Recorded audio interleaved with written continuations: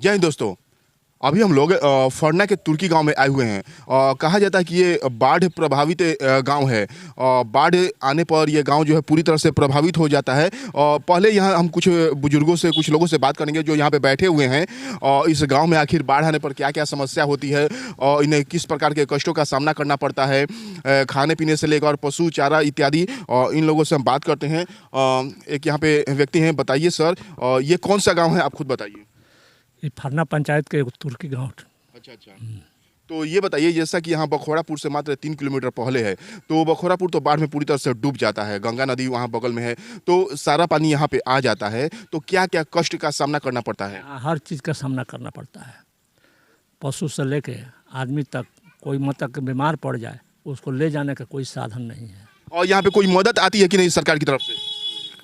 कहाँ मदद आती है?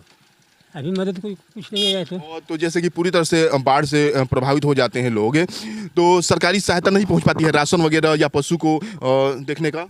राशन में सत्तू मिलता है एक पैकेट लोगों को, और क्या। राशन में यहाँ आवागमन रोज़मर्रा की ज़िंदगी में लोग इतना परेशान हो जाते हैं कि अगर आप उस समय जब पूरी तरह से बाढ़ आ जाए और आकर देखें, तब लोगों का हालत आपको पता चलेगा। यहाँ तक आप पहुँच ही नहीं पाइएगा।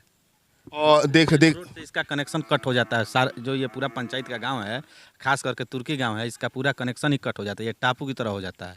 और यहाँ मंत्री या नेता अगर आते रहते तो ये 70 साल के आज़ादी के बाद यहाँ पे रोड बना है, ठीक है, अब बना है। ये एक सबसे बुजुर्ग बाबा बैठे हैं। ये बताइए, जब इतनी समस्या आपके गांव में है, तो आपके गांव के मुखिया या आपके विधायक क्या करते हैं?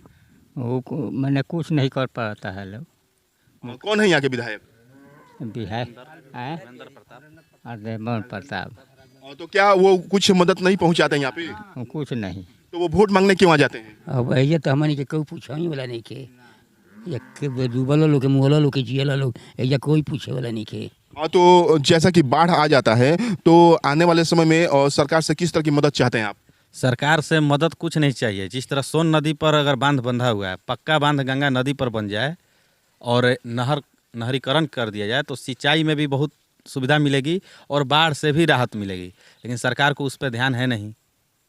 यहाँ लोग डूबे या मरे, सिर्फ वोट मांगने आना है, हम ये करेंगे, दिलासा दे करके चले जाते हैं। और चलिए इस गांव के कुछ और लोगों से हम बात करते हैं, देखते हैं उनकी समस्या क्या है।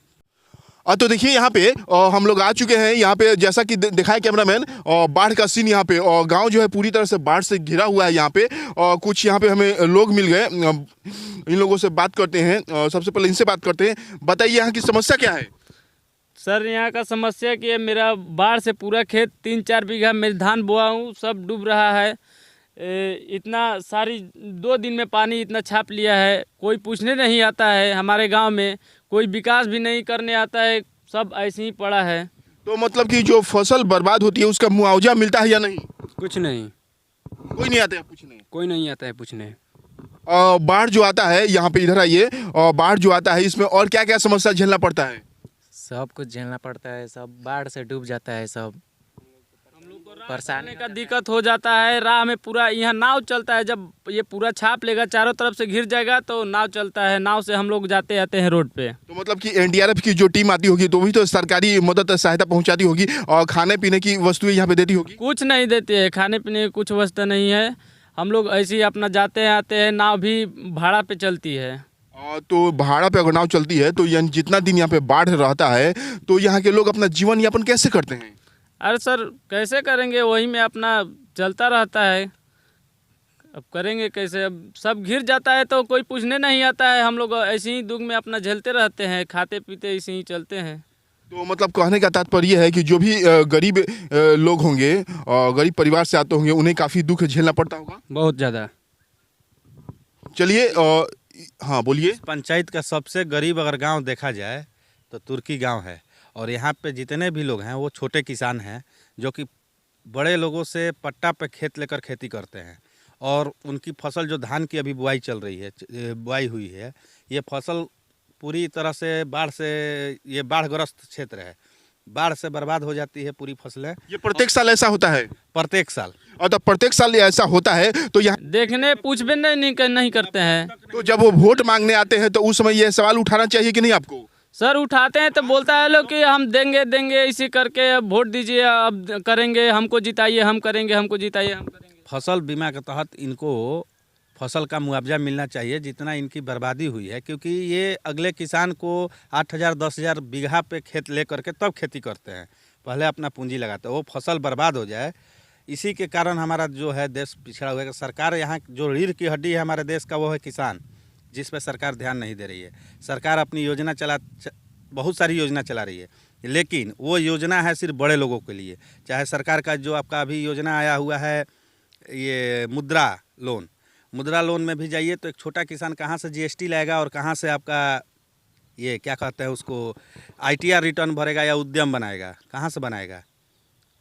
सोचिए, आप पत्रकार हैं, पढ़े लिखे हैं, ये सारा चीज़ एक छोटा किसान के लिए आप उपलब्ध करा रहे हैं कि आप अपना स्व बिजनेस कीजिए, ठीक है। और वो इतना ना डॉक्यूमेंट मांग देते हैं, जबकि यहाँ पे बड़े लोगों के लिए कुछ नहीं है। वो लोग पैसा लेते हैं, विदेश भाग जाते हैं, जैसे लोग खुलेआम हम लोग बोलेंगे। और जो आपसे 10 लाख रुपया लोन लिया वो कहाँ? मेन मुद्दा यहाँ पे लोन और भागने की बात नहीं है। मेन मुद्दा इस गांव की समस्या के बारे में बात हो रही है। पैरों पे खड़ा आप कीजिए ना, उनको उनका मुआवजा दीजिए। सरकार से यही मांग है कि आप अपना मुआवजा दीजिए, किसी की भी सरकार हो। अभी बीजेपी की है तो बीजेपी से शिकायत होगी, कांग्रेस की होगी तो कांग्रेस से शिकायत होगी। जिसकी भी सरकार हो वो हमारे देश के जो छोटे किसान हैं, जो दबे कुचले लोग हैं, उन पे ध्यान दें। यहाँ सिर्फ अपर लोगों पे ध्यान दिया जाता है। भारत में जो बड़े किसान हैं उनको योजना मिल जाता है, सारा लाभ मिल जाता है, खेत का फसल का पैसा भी उनके खाते में आ जाता है, इनके खाते में नहीं आता है क्योंकि इन पे ध्यान ही नहीं दिया जाता है। अभी हम लोग तुर्की गांव में हैं और अभी आप लोगों ने इनकी समस्याओं को सुना। और यहाँ से मात्र 3 किलोमीटर बखोरापुर है, उससे सटी हुई गंगा जी जो हैं उनका पानी यहाँ पे आ जाता है और बाकी नदियों, 1-2 नदियों का पानी भी यहाँ पे आ जाता है। और बाढ़ से ये गांव पूरी तरह से घिर जाता है। लोग जो हैं अनेक तरह की समस्याओं का सामना करते हैं और इन लोगों का कहना है कि किसी तरह की कोई मदद नहीं पहुँच पाती है। तो जो भी अधिकारी इस वीडियो को देख रहे हैं वो यहाँ पर मदद पहुंचाने की कृपा करें। कैमरामैन विश्वकर्मा के साथ मैं पंकज।